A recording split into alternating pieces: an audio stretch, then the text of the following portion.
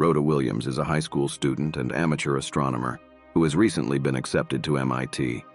She celebrates with friends and drives home intoxicated, listening to a story about a planet that has just appeared at the sky on her car radio. She looks out her car window up to the stars and inadvertently slams her car through a stopped car at an intersection, putting John Burroughs in a coma and killing his pregnant wife and son. Rhoda receives a 4-year prison sentence, but since she is a minor, her identity is not communicated in the papers. After serving her prison sentence, Rhoda is picked up by her parents to live at their home. Radio broadcasts provide more information about the other planet, which has come much closer over the last 4 years, and is now clearly visible in the sky during the day. It is a complete copy of Earth, with continents, cities, oceans, and all. Scientists are attempting to make contact, but they have difficulties broadcasting through all the signals coming from Earth 2, as they call it. Rhoda's brother tells of an essay contest sponsored by millionaire entrepreneur Keith Harding, who is funding a spaceflight to Earth 2 and grants a free ticket to the civilian who has the best motivation to join. As an ex-convict, she knows that she will no longer be accepted at MIT, so she accepts a job as a janitor at a local school, wanting to physically clean things with her hands but not do too much thinking. She builds something of a rapport with an old blind janitor called Perdeep, but avoids contact with others as much as possible.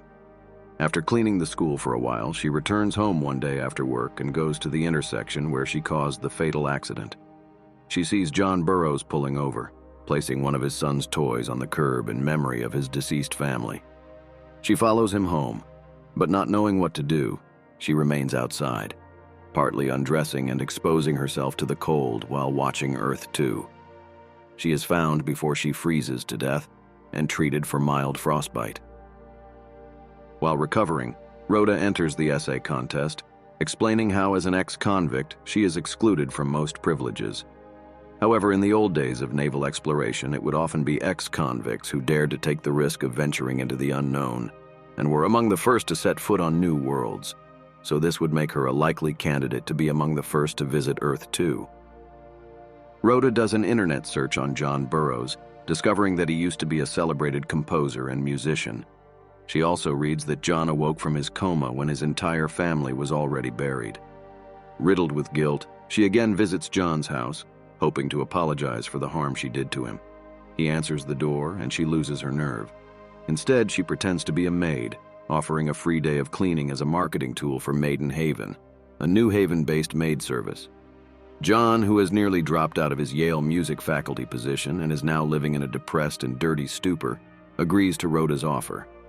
She starts cleaning, and John notices her interest in a telescope lying in one of the rooms. When she finishes, John, who still does not know she is the person who killed his wife and son, asks her to come back next week. Rhoda tells him someone will come, but it may not be her.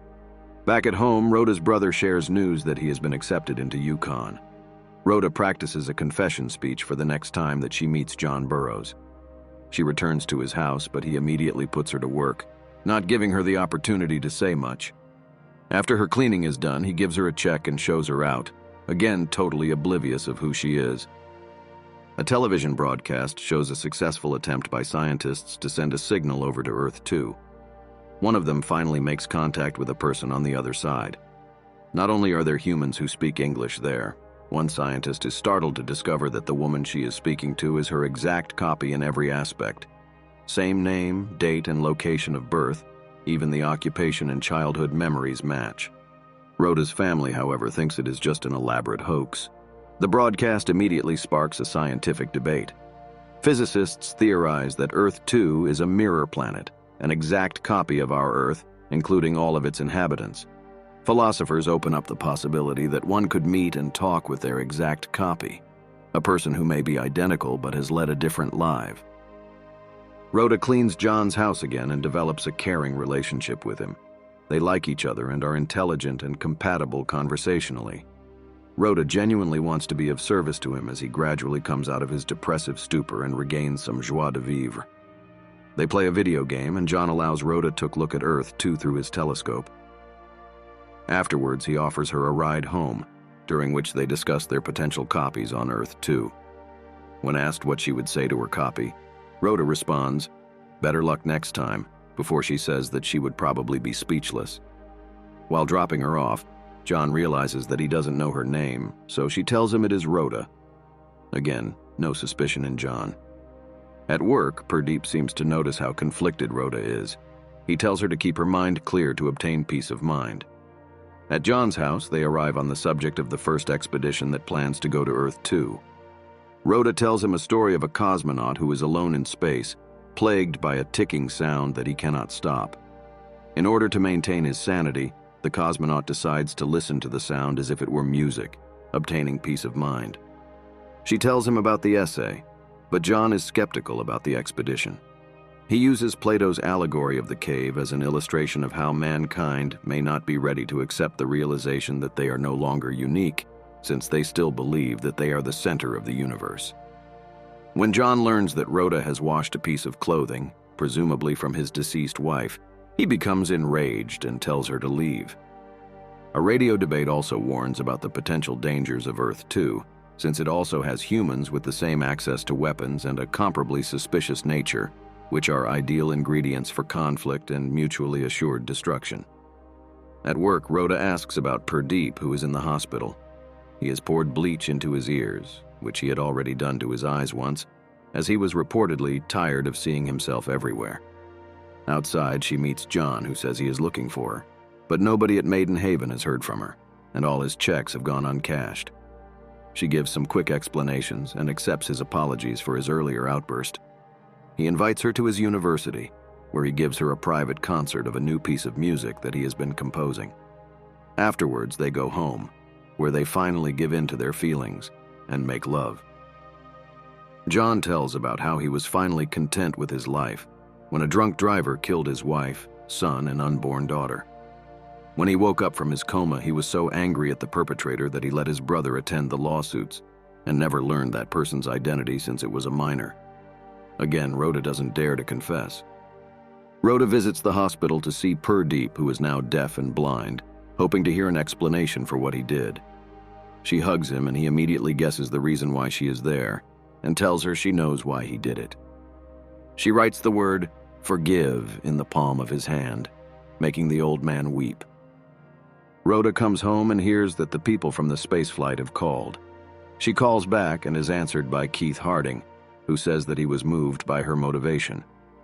He sympathizes with her, hinting that he once came close to becoming a convict himself, so the seat on the flight to the other Earth is hers. She goes to John to tell him that she has won the spaceflight and that she will prepare for a training program in the Mojave Desert. John seems enthusiastic at first, but then asks what testament and funeral arrangements he has to make in case she does not survive the flight. Finally, he flat out asks her not to go, since they are so close to something now. She says that she will tell him a story, and if he still wants her to stay afterwards, she'll stay. She tells him about how naive she used to be, and in her recklessness she killed his wife and son. When she went to him to apologize, she lied in the hope that she could make his life somewhat better. But now, she fears that she is doing this to make herself come to terms with what she has done. Devastated by this confession, John angrily forces her out of his house. Rhoda returns home, finding out that the media have discovered that she is the winner of the spaceflight essay and that she is an ex-convict. She is flooded with questions from reporters around her house and flees inside. Her parents are upset that she didn't mention this to them and want to know what she plans to do. In a telecast, they hear a theory that the citizens of the Mirror Earth were identical to those on our Earth in every way, until the moment that they learned of the other's existence. From that point on, the identical people on the different Earths probably began to deviate in small ways, changing their actions and perhaps the course of their lives. Rhoda returns to John, but he refuses to open the door. She crawls inside through a window and tells John about the theory of broken synchronicity, which may have occurred 4 years ago. She gives him the ticket to the other Earth, tells him that there is a chance that his wife and son might still be alive on Earth 2, and leaves. 4 months later, Rhoda has switched the attic for her old room and watches a news program about the space flight to Earth 2 that is scheduled in a few days. She sees John giving an interview. He has undergone the space flight training in the Mojave Desert and says that he feels privileged and proud to be among the first to go. Rhoda is happy, and after work she leaves to go home. When approaching her back door, she is startled by a confusing sight, her identical copy from the other Earth standing in front of her. She is wearing fashionable attire that contrasts strongly with her own mundane clothes, suggesting that her twin has had a much better life for the last 4 years.